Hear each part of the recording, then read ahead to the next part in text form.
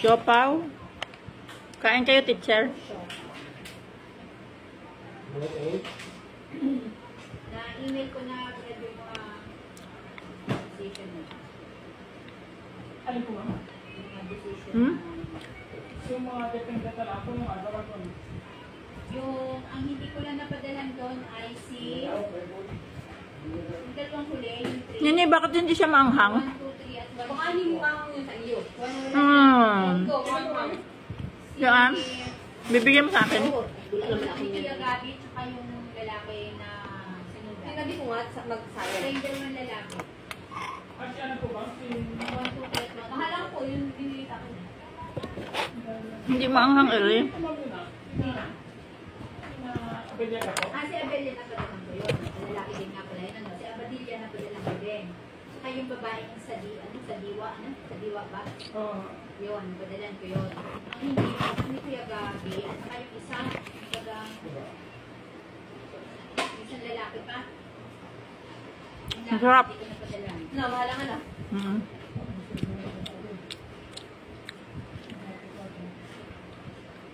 Bawal kayo ito yung maanghang.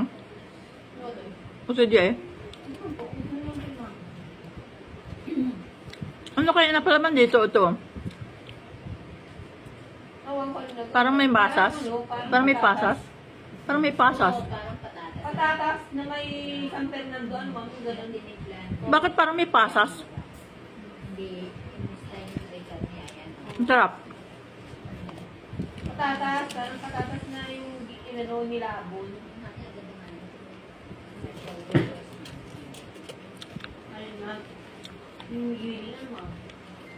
Parang pag-ginilingan. At atik mo lagi ko anong Pali Jose. Pag-giniling. Lagi na lang itlog ang rin ni Jose. Tama lalo siya.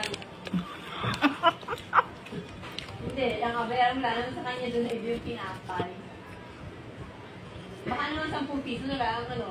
Magaling gumawa, ano? Ang laki mo ng oven ng mga yun. Hmm? Ano pang ibang ginagawa niya? Well, sorry. Iba-iba po ma. Meron po. May cake daw, teacher.